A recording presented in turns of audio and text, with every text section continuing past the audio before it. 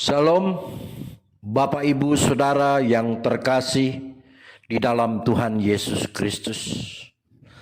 Kembali saya ingin menyampaikan firman Tuhan yang saya beri judul Hidup dalam Keajaiban.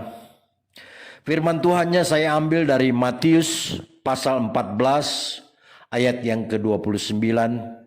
Begini bunyi firman Tuhan. Kata Yesus, "Datanglah."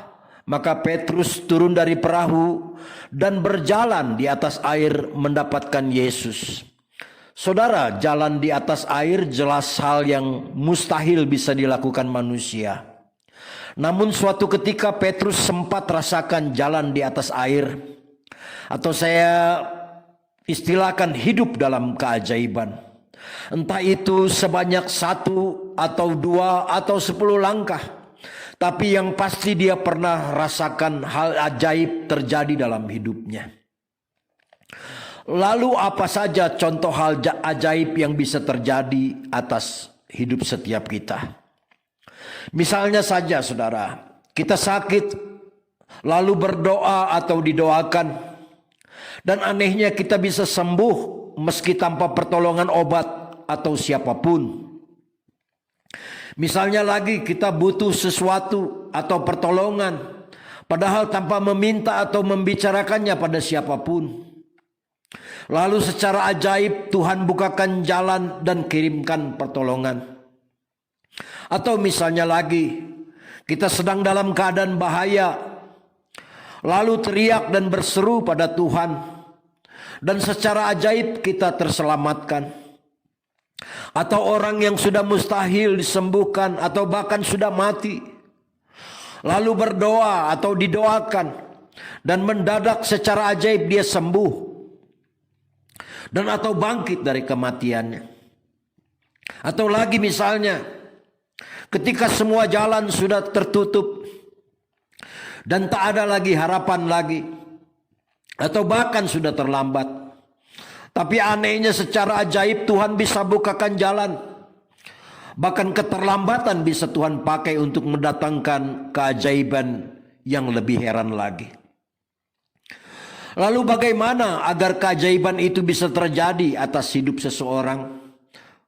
Atau sebaliknya, mengapa keajaiban itu jadi malah menghilang?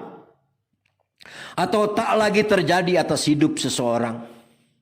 Berikut ini saya coba membuat beberapa pertanyaan yang mungkin bisa membantu kita untuk bisa memahaminya. Yang pertama, kenapa Petrus bisa lakukan hal itu?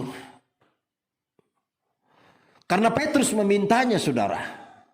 Di dalam Matius 14 ayat yang ke-28, Petrus berkata seperti ini, "Tuhan, suruhlah aku lakukan seperti yang engkau lakukan." Petrus memintanya, saudara. Matius 7 ayat yang ke-8 mengatakan barang siapa meminta ia akan menerima. Kita juga tahu bahwa Tuhan pernah buat keadaan kekurangan malah jadi kelimpahan. Yaitu dalam kisah 5 roti dan 2 ikan. Tuhan juga pernah buat yang sakit jadi sembuh. Bahkan badai besar jadi reda. Dan ada banyak lagi perbuatan Tuhan yang ajaib. Itu artinya, saudara, jika kita mau dan sungguh percaya, kita juga sesungguhnya bisa minta izin pada Tuhan untuk bisa lakukan hal-hal yang mustahil, baik atas hidup kita ataupun untuk orang lain. Yang kedua, saudara, kenapa Tuhan izinkan Petrus lakukan itu? Tuhan memang mengizinkan orang-orang percaya untuk lakukan semua yang pernah dia lakukan selama di dunia ini. Bahkan yang lebih besar lagi, itu tertulis dalam Yohanes 14 ayat yang ke-12. Bahwa orang-orang percaya akan melakukan apa yang Tuhan pernah lakukan, bahkan yang lebih besar lagi. Contoh, misalnya selama di dunia ini, Tuhan hanya punya 12 murid dan khotbah di depan 5.000 orang kurang lebih. Tapi sekarang ini ada banyak orang yang dipakai Tuhan, punya murid sampai puluhan ribu orang. Mereka bahkan khotbah di depan ratusan ribu orang. Bahkan telah membuat jutaan orang bertobat. Contoh yang lainnya, waktu Tuhan mengutuk pohon ara jadi mati layu, Tuhan mengatakan, jika kamu percaya dan tidak bimbang, kamu juga bisa melakukan apa yang kulakukan. Bahkan mencampakkan gunung ke dalam lautan. Itu tertulis dalam Matius 21 ayat yang ke-20 sampai dengan ayat yang ke-22. Mengapa Tuhan izinkan kita mengalami bahkan mempraktekannya sendiri atas hidup kita sendiri atau atas orang lain? Itu karena Dia memang sangat mengasihi kita, saudara. Dia percayakan semua itu karena kita adalah anak-anaknya. Bahkan apapun yang Dia miliki termasuk kerajaan sorga, semua memang disediakannya bagi kita. Lalu pertanyaannya, apa kita juga bisa alami bahkan praktekkan hal-hal ajaib dalam hidup kita?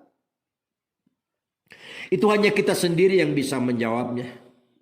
Sebab segala apapun yang bisa terjadi dalam hidup kita pasti harus sesuai dengan cara pikir dan kepercayaan kita pada apa yang Tuhan janjikan.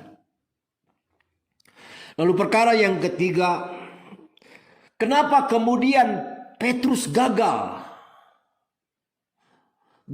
melakukan keajaiban itu di dalam hidupnya? Dia akhirnya tenggelam masuk ke dalam air. Saudara, seharusnya Petrus bisa terus jalan di atas air atau merasakan hal yang ajaib itu terjadi sampai selesai, jika saja dia mau lawan kebimbangan hati dan pikirannya. Karena kebimbangan adalah musuh terbesar untuk terjadinya mujizat. Itu tertulis dalam Yakobus 1 ayat yang ke-6. Jadi buang, lawan dan usirlah semua perasaan dan pikiran bimbang yang tidak berguna itu dari dalam hati dan pikiran kita.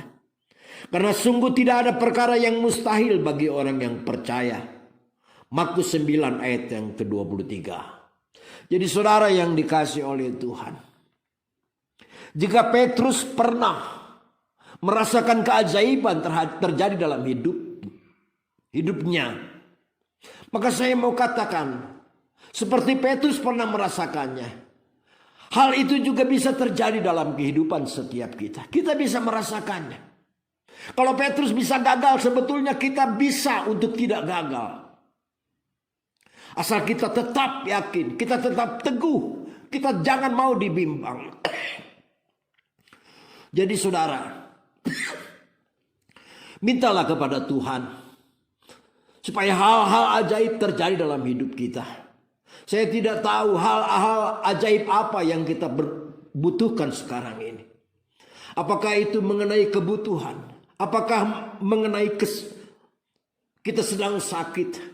Atau sedang dalam kesulitan? Sedang dalam tidak ada jalan? Sedang dalam ketakutan dan lain sebagainya? Saudara, percayalah hal-hal ajaib itu bisa terjadi dalam hidup kita. Asal kita sungguh-sungguh percaya dan memintanya sungguh-sungguh kepada Tuhan. Karena Tuhan sesungguhnya sudah menjanjikan itu. Sudah mengizinkan hal itu terjadi dalam hidup setiap kita. Dan yang terpenting lagi saudara, jangan pernah bimbang.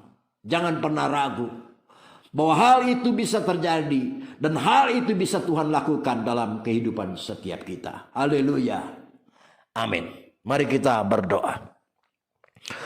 Bapa di dalam surga, kami mengucap syukur untuk firman Tuhan yang boleh kami dengar saat ini. Di mana Tuhan memberi contoh kepada kami. Petrus yang manusia biasa bisa mengalami, bisa melakukan perbuatan ajaib yang pernah terjadi dalam kehidupannya. Dan kejadian ajaib itu sebetulnya bisa terus terlaksana sampai akhir. Seandainya saja Petrus tidak bimbang dan tidak gentar menghadapi gelombang air. Tuhan, saat ini kami mungkin sedang punya banyak kebutuhan. Kami mungkin sedang menghadapi masalah, sedang menghadapi ketakutan, kecemasan dan berbagai persoalan dalam hidup kami.